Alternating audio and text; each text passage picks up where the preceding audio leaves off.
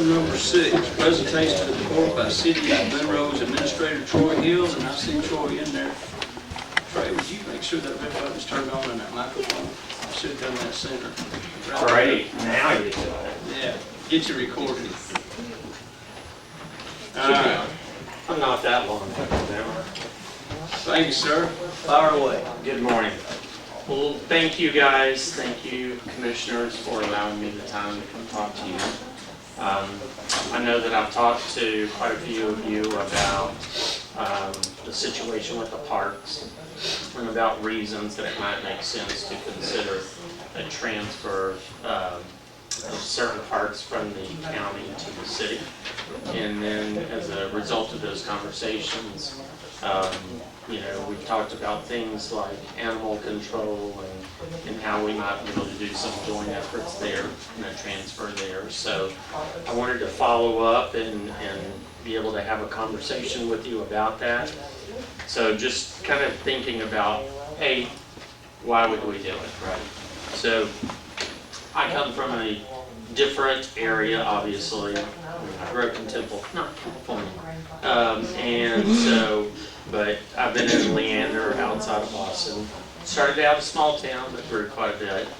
But I'm used to a traditional county-city relationship where, in situations like parks, it's cities that run parks, and there are some advantages to doing it that way. Certainly when I came to Glen Rose, just the proximity of Heritage Park to the city and the town square, I think really make it, cohesive to kind of think about, maybe that transfer.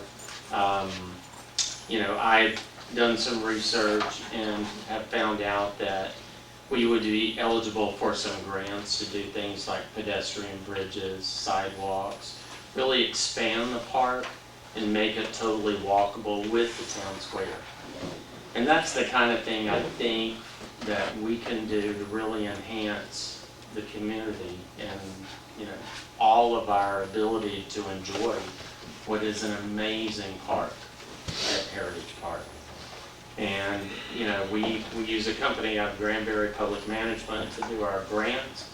And the person we work with is very confident that we can qualify for these grants and be able to have a pedestrian park or a pedestrian bridge.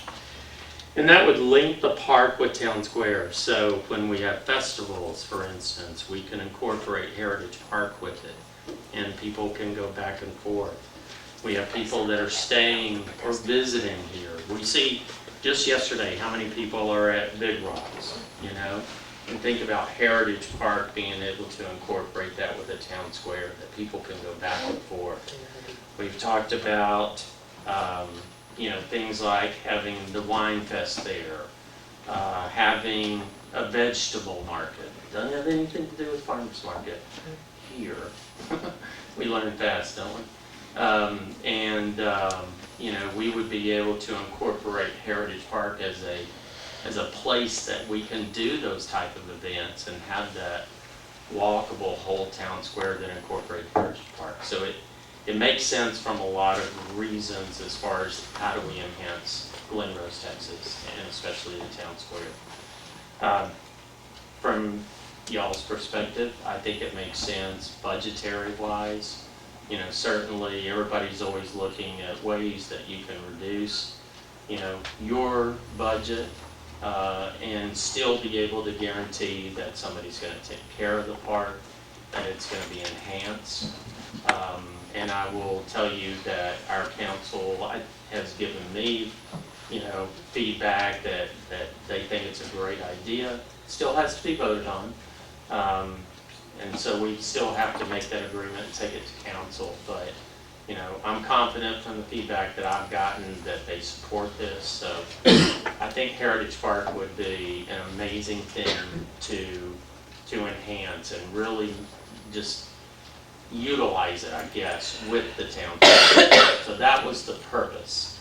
The soccer fields are something, as we think about how do we enhance things in the community, bring entertainment, maximize what we're doing.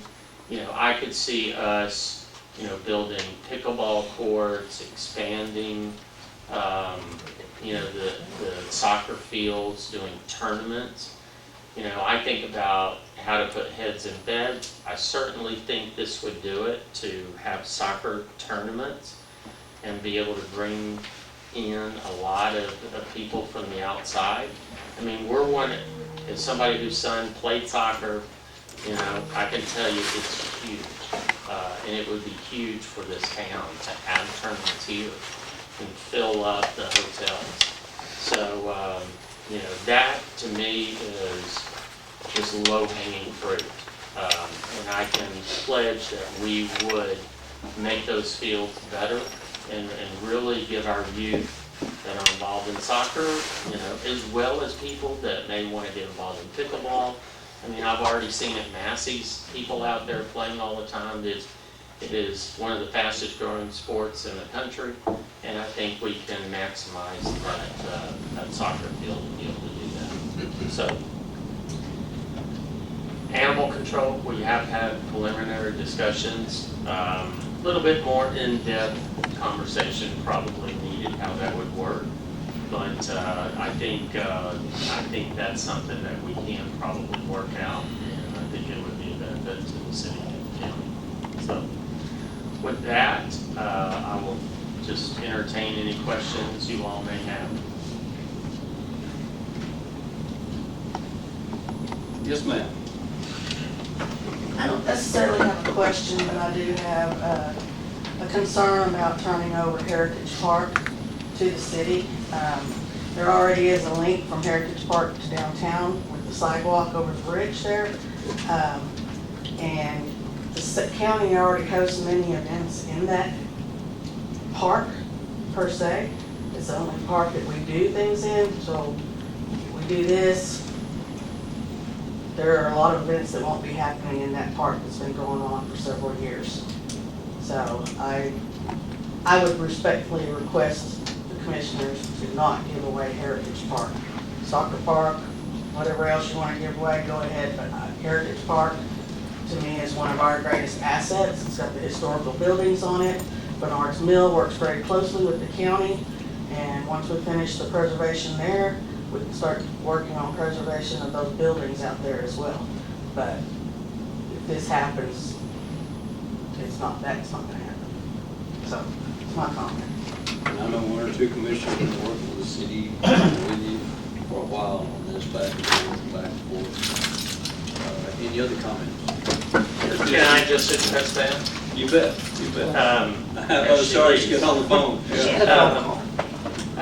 Look, I mean, why would we not want to entertain any festival that the county wanted to do by itself?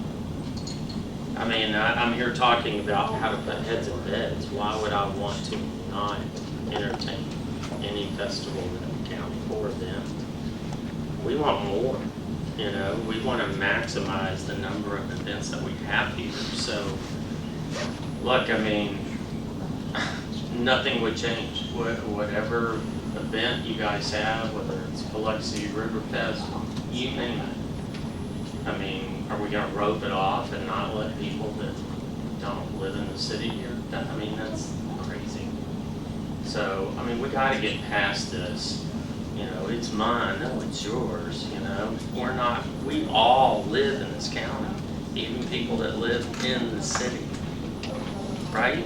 I live in the county. I don't live in the city just because I couldn't find a house here. So, but I live in Glen Rose. That's what I tell everybody. And I want to do it. I mean, I get paid to do it, but I can tell you, I want to help the county. Why would I not want to help the county? I've had, you know, developers coming to me that, you know, needed my help for an event, for development that was outside the city, but there was a city easement. And guess what? If it's bad, I'm saying there's no way that we want that. If it's bad for the county, it's bad for the city. We got to develop that relationship between the two of us. Any event you want, you got it. I don't know how to make it any more clear than that. I think the mayor was behind you. The mayor had his hand up, you had your hand up. Sorry, Trey. Well, and here's the problem. Since I got here and I started looking at the situation, there's always been a rift between the city and the county. And I stood up here, going back to the assistance district deal, and said for one city, one county. And then the mayor came in about a month ago and he repeated exactly what I said given the presentation where Troy came. You got several problems here. There's gonna have to be equal value, especially if you're gonna give these two parks away. The animal control situation, looking at it, is not gonna be equal value. The land, what is it, 35, 38 acres for both parks? I don't know what the value is, but it's gonna be upwards of probably more than $10,000 an acre, I would imagine. Giving us access or control of animal control is not gonna be anywhere close to equal value to what that land is worth. So we're not gonna be able to legally make that work unless there's other concessions or something like that. Plus, you also have the other problem of what do you do with the historical buildings that were donated by the people to the county? So once those there, you guys are gonna have to do something with those. And the other issue is, and Troy, you're kind of new here, but this is what has aggravated me from the get-go. The city is basically on welfare from the county because they don't want to help provide police services or EMS. But yet, when Troy's here and he's new, he's come up here and asked y'all to give them another handout or something else. Was that last April that we sent over an interlocal explaining how much money was spent by the county inside the city for services that they don't provide, and they literally ignored it? And George Freeze came into your office and told you that it wasn't worth their time even considering it. So it aggravates me that they literally want to come in here and stand up and say we need to work together, when literally they spit in y'all's face every time something comes up. Can I address that? You bet. And I think So here's what I would say to that.